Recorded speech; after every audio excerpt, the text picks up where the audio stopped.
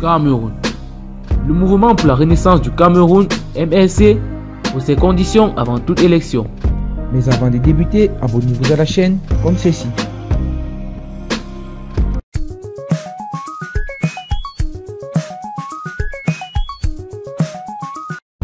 Le mouvement pour la renaissance du Cameroun pose comme condition pour participer à cette échéance électorale la résolution de la crise anglophone, l'organisation d'un dialogue inclusif, la libération des prisonniers, aussi bien de la crise anglophone que ceux en marche pacifique, et la révision du code électoral. Plus besoin de spéculer là-dessus. Le mouvement pour la renaissance du Cameroun, MLC, vient de clore le débat. Si la situation actuelle perdure jusqu'en février prochain, date prévue pour le double scrutin municipal et législatif, le parti de Maurice Kamto ne prendra pas part aux élections. Voici les conditions données par le MLC pour être en liste dans les prochaines consultations. Le parti exige que la crise anglophone soit résolue, que le gouvernement mette sur pied un dialogue inclusif, qu'il libère tous les prisonniers arrêtés dans ce cadre de la crise anglophone, et des manifestations pacifiques organisées par le MLC, et aussi qu'un nouveau code électoral consensuel soit mis sur pied. En plus de ces conditions, le MLC requiert également que l'ECAM et le Conseil constitutionnel soient totalement indépendants. Comment voulez-vous que le MLC participe aux élections alors que l'ECAM et le Conseil constitutionnel sont à la solde du régime? Se demande Tyrian Balbine Noah, la présidente par intérim de cette formation politique. La remplaçante de Maurice Kamto confie que les élections présidentielles ne s'est pas tenues dans la zone anglophone à cause de l'insécurité qui s'y vit.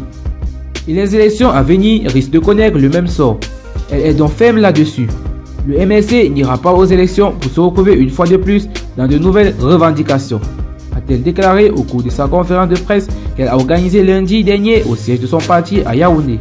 L'actuel responsable du parti de Maurice Kamto indique que son parti ne peut pas aller au scrutin alors que tous ses leaders qui doivent le représenter aux élections sont derrière les barreaux. Elle précise néanmoins que malgré l'acharnement qui est systématiquement mené contre le mouvement pour la renaissance du Cameroun, ce parti travaille sur le terrain et continue de former les Camerounais et de les inscrire sur les listes électorales et sur les listes de son parti.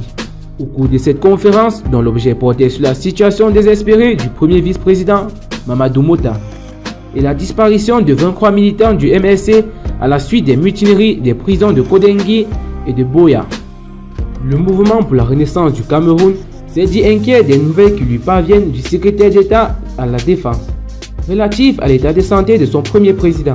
Nous prenons à témoin l'opinion nationale et internationale et nous tiendrons M. Mbia et son régime pour responsables de ce qui arrive à notre premier vice-président ainsi qu'à 23 autres militants du MLC qui ont été violemment enlevés de la prison centrale de Kodengui et maltraités à la suite des événements de la nuit du 22 au 23 juillet 2019.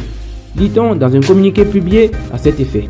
Le parti de Maurice Kamto affirme que malgré le communiqué presque rassurant du gouvernement sur les événements de Kodengui et de la prison de Boya, il est sans nouvelles de 24 de ses militants, dont certains seraient peut-être morts, selon les rumeurs qui persistent qui circulent.